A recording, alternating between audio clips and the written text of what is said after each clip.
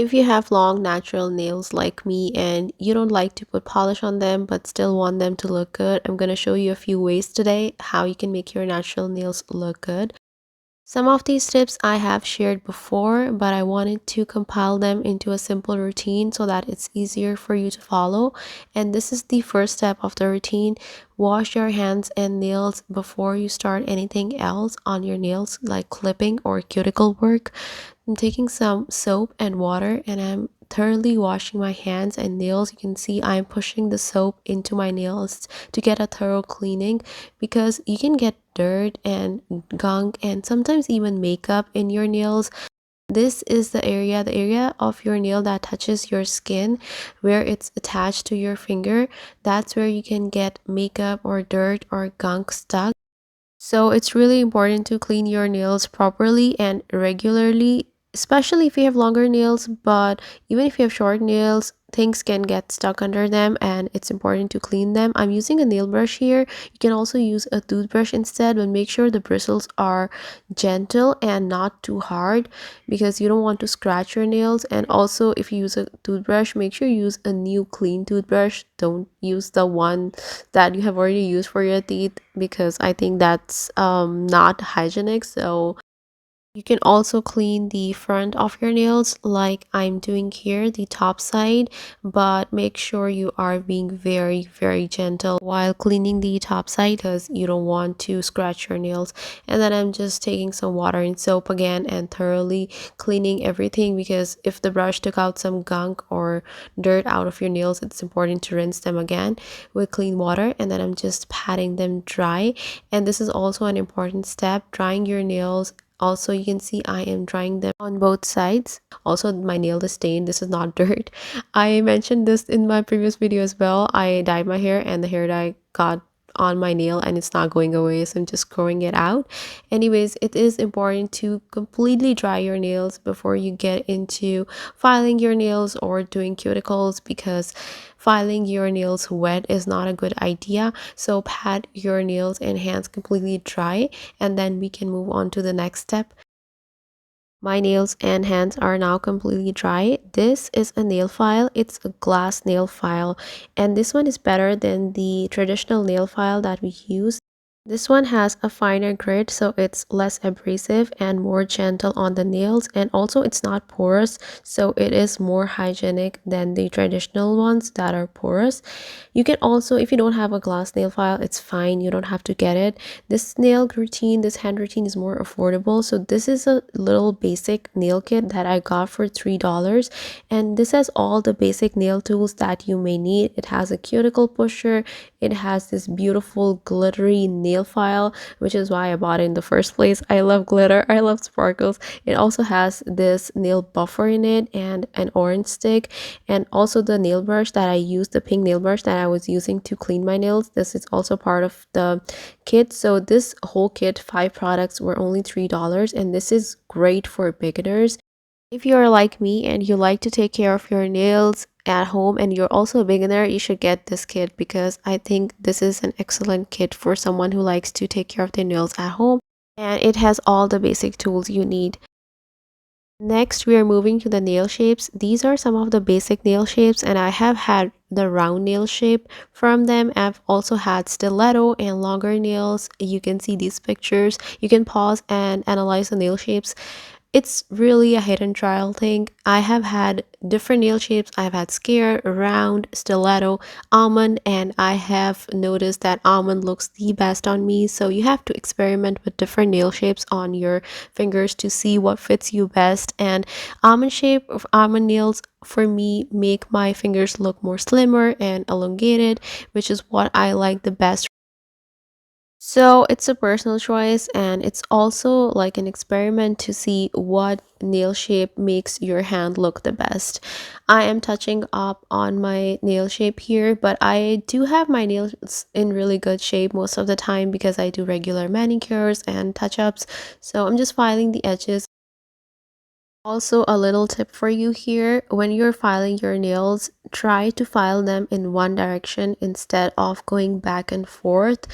I try to do it too, but If you know me, I'm not really a patient person, and to file your nails in one direction, this reminds me of the music band, but to file your nails in one direction, you need to have a lot of patience. And sometimes I do it. I really do love my nails, so I do like to take care of them and pamper them, but sometimes I just go back and forth. But there's a little tip for you because it can cause micro tears.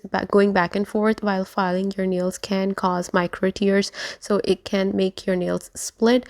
And now I'm going to take care of these hangnails. This is the little dry skin hanging around your nails. It is fairly common, but if you have a lot of hangnails and dry skin around your cuticle, that means that you are cutting your cuticle too much and you need to stop. You need to pause on your cuticle cutting and hydrate your cuticles more. These are cuticle nippers and they are used to cut the cuticle, the dry cuticle off your cuticle bed. And you don't have to use it. I use it mostly because they are so precise. I use it for my hangnails. But if you're scared of them, just hydrate your cuticles and you don't have to use this tool. And instead, you can use a regular nail cutter to get rid of these hangnails if you have them like me. Just cut them off with a regular nail cutter and hydrate your cuticles and you're good to go. Also, if you're using a nipper, don't pull on your skin while cutting because that can cause more hangnails. And also don't cut too much because the more you cut, the more it's going to peel. Just cut off whatever is already there hanging and make it look tidy. It's time to take care of the cuticle area, and taking care of your cuticle, pushing them back can make your nail bed a lot more tidier and can also give the illusion of elongated nail plate.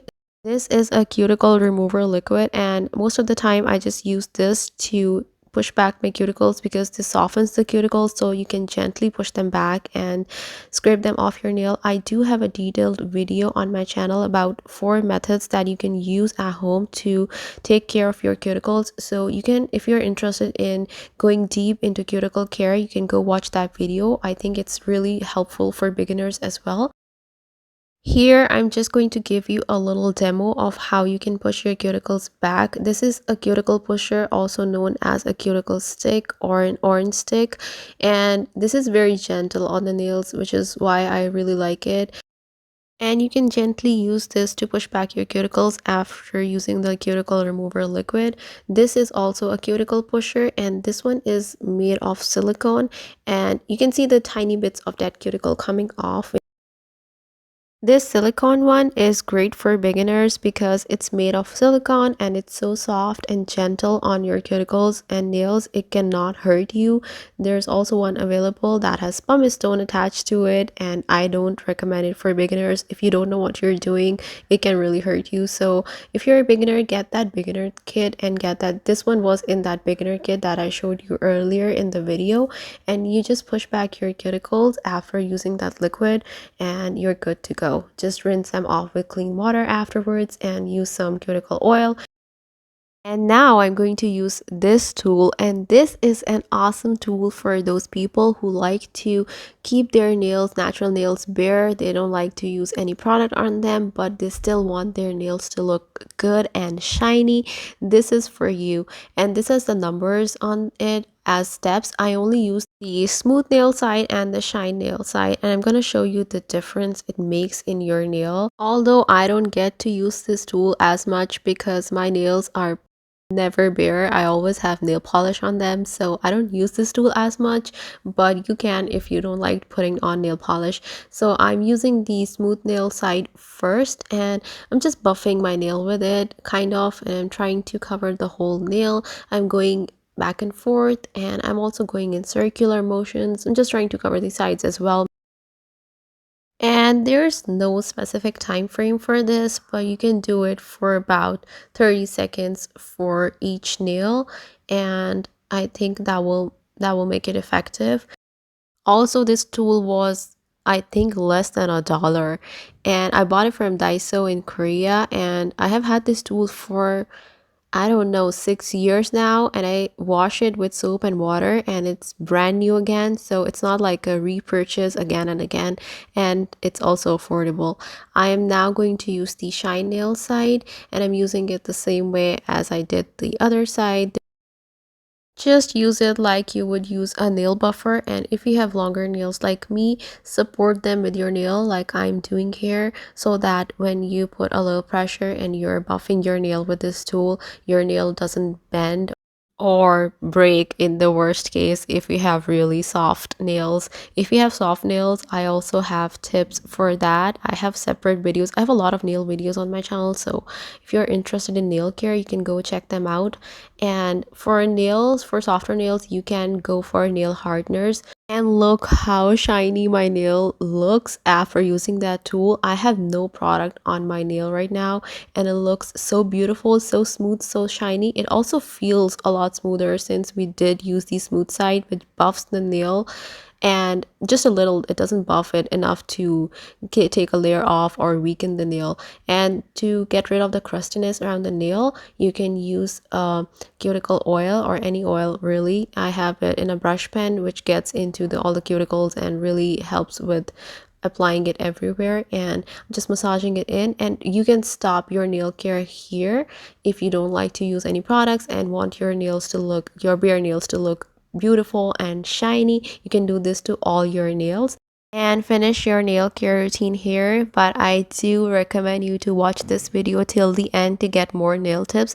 I have ridges on my nails due to vitamin deficiency, and if you have them, you should find out the underlying issue, and there's also a ridge filler available until that issue is resolved. I also really love using this marine base coat. LA Girl has some amazing nail products that are very affordable, and this protects the nails from staining, which if you use darker nail polishes, you know, sometimes they can stain your nails, and that makes your nails look dull and yellow and doesn't look good. I love using this marine base coat before using my nail polishes. And also, if you don't like, you use bold colors, darker colors on your nails, you can go for these really light colors. One is this milky white colors which makes your nails beautiful but blurred, and one is this bubblegum color which barely shows but makes your nails look healthy and pink. And if nothing else, then you can just use a transparent nail coat, a top coat or a base coat like this. Here I wanted to show you the difference between the nail that I used that shining tool on and the one that I used the top coat on. And of course it's going to be very different. The one with the product, the nail polish, the top transparent top coat is a lot more shinier because that's a product and it reflects, but the other nail, the index fingernail, also looks really good. And now it's time to hydrate. Since this is an affordable routine, I didn't want to include any fancy cuticle oils. You can use anything that you have at home. I'm using coconut oil here since you can find it in your pantry, and a lot of people already have it in their homes, in their pantries. So coconut oil is a good option, and just use it like I used the cuticle oil before. Massage it into your cuticles to hydrate them, and this will keep them soft and beautiful, and you won't get any crusty skin around your cuticles even if you don't push your cuticles back. And then use it on your whole hand as well because it acts as a moisturizer and you don't need a hand cream after applying coconut oil. So use it on your whole hand, on both of your hands. If you do this routine only once a week, your hands and your nails will start looking so much better even without any product on them.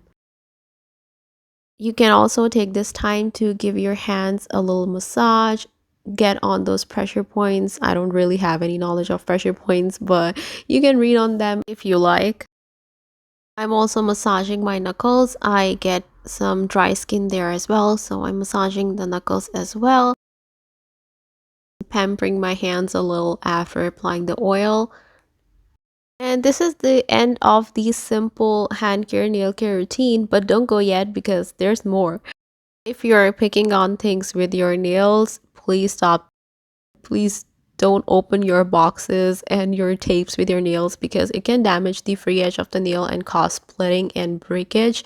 Also, I wanted to introduce this little tool here. This is a stick-on tool, a button, and this is my toilet flush. I feel weird showing this, but my nails used to get caught in these buttons when you press them down, so I got this little flower tool button for myself, and this has helped me so much because my nails are not getting caught anymore. So if you have the same problem with longer nails, you can use this tool, you can get this tool.